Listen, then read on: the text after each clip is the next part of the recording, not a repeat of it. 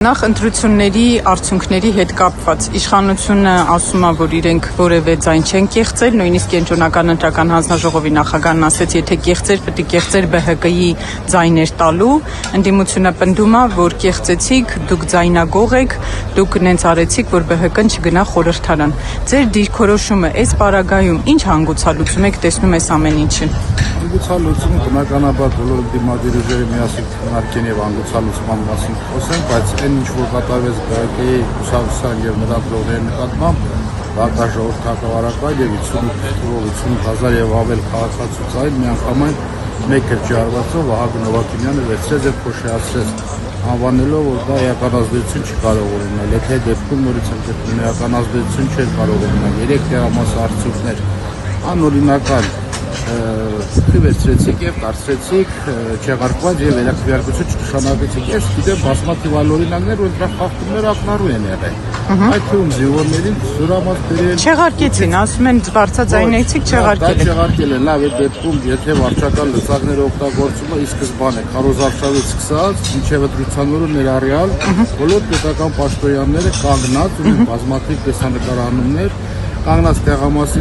դեմը հենց անմիջապես ոչ սահմանված հեռավորության եւ ավելի մեծ հեռավորության ուղղորդում է քաղաքացուն տեսնելով բռնանալով նրա ազատ կամարտության արտահայտության քվեարկության իրավունքի վրա դրանից ենքում կեղծիքները ո՞նց է լինում ես չեմ հասկանում եթե մարդ ընտրության օր կեղծում է այդ ամեն ինչը դրանից ավել կեղծելը ո՞րն է տրցակներով վերցնեն դեմ մի կողմ երաշխար կանեն կամ վերջնարդյունքում այդ ազատ կավարտացված քվեր այս կառույցի ներկայացուցիչի դեմ Վահագն Հովհաննիսյանի վերցրեց եւ հավեր ճանաչեց։ Ով 68,000 քաղաքացու դրական փոշիացրեց։ Եվ ասում է դա տեխնիկական բնույթի կլինի, եթե մենք փորձենք վերակվյարկություն նշանակենք։ Տեխնիկական բնույթին եւ ուղիղ ակնօրինականությունից կառած գործողությունները, որը կարեցիք մեկ ջարվածով։ Հիմա նաև դրան զուգահեռ պրոցեսներ են ընթանում։ Օրինակ Ռոբերտ Քոչարյանի նկատմամբ հիմա անձեռնմխելիությունից զրկելու հարց է քննարկվում, Դավիթ Ղազենյանին զրկեցին անձեռնմխելիությունից։ Ինչ է ուզում իշխանությունը ձեզ, ինչ նպատակ է հետապնդում։ Բոլոր այդ ընդդիմադիր քաղաքական գործիչներին, ովքեր ունեն կշռեց երկրում, ովքեր խոսք ամոզիչ է եւ ընկալելի է շատ դրազանգված եւ քաղաքացիները փորձում են նրանց լրացնել, որպեսզի այդ դրազանգվածներ չունենա իր առաջնորդը դիմադի եւ զենան այնպես թեքել է ժողովրդին իրաց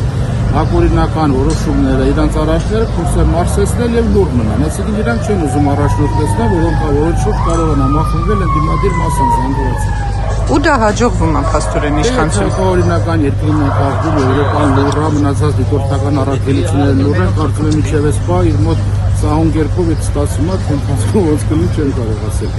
Իսկ ինչ անել այս պարագայում, ինչ ելք ունի ընդդիմությունը օրինակ համախմբվել, օրինակ փողոցային պայքար սկսել։ Ոչ միայն այն ճանապարհներ, օրինական ճանապարհներ, որոնք կան հայօրենքներով եւ համանդրությամբ պետք է այդ գործիքակազմով պայքարել, որպեսզի վերջի ամեն ինչու վերջ է լինել, այդպես չի կարող էլի լինել, որ անդադ ակորինական բաժակը լցվելու է մի բան, չէ՞, վերջի հաշվով, այդպես չի կարող լինել։ Անդադ մարդու ելքի արգելքը ոչ օրինական սահմանափակը դեպի ես փորձել եք ինքնով անձեռնամխելիությունը կամ բանը վերցնես ԿՀ-ի միջոցով սրանք բոլորը տեսանելի ակնառու փաստեր են ակորինական, որոնք որ իրենց կարող է այսօր չէ, բայց վաղ իրենց իրավական եւ այլ գնահատականը տրվելու է դրանց, չէ՞։ Վերջի հաշվով։ Հիմա դուք Նիկոլ Փաշինյանից ինչ եք ակնկալում։ Մարդը ընտրությունների քարոզարշավ ողջ ընթացքում ասել է Ռոբերտ Քոչարյանը նստելու է Գագիկ Ծառուկյանը, նստելու է Սամվել Կարապետյանը, ու այդ քայլերը հերթով իրականացնելու։ Մարդը ոչինչ չի կարող, ինչքան ակորինական բանկայից երկրում, որը որ կարող է անգամ մտքով չհասնել, մարդ քաղաքների զարթի եւ այդ դրանք իջացնի եւ կատարել ինչ սպասել։ Ինչը որ չես տեսես 30-40 տարի նորանկախ Հայաստանի պատմության մեջ կարող ես տեսնել վաղը զարթնելուց ամեն առավոտ ամեն ասուլուսի պատվելուց կարող ես ակորինական արար տեսնել եւ փորձել սուտի կծկտուր կոմիտեի իրավական գնահատականներով իրավական հիմնավորումներով վերկրցնել իրար եւ դա ժողովրդին ցույց տալ որ այստեղ այսպես է ցավոք սրտի կան մեր ժողովրդի մեջ դեռ որոշակի արգիր են դրազանգվածնա որոնք հավատում են այդ կեղծիքների ուսիտի բայց կգա մի ժամանակ ապ ժամանակում կարծում եմ որ դա ամեն ինչ տեղի կունենալ տեղի